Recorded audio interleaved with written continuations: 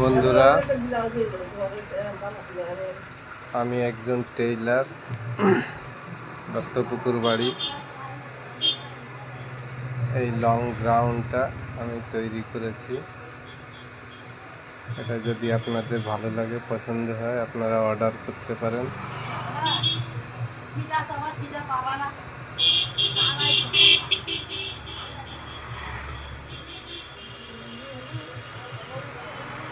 এটা 3টে পার্ট আছে ভিতরে, 2টো সুতির, একটা গার্ডেন, 2টো নেট।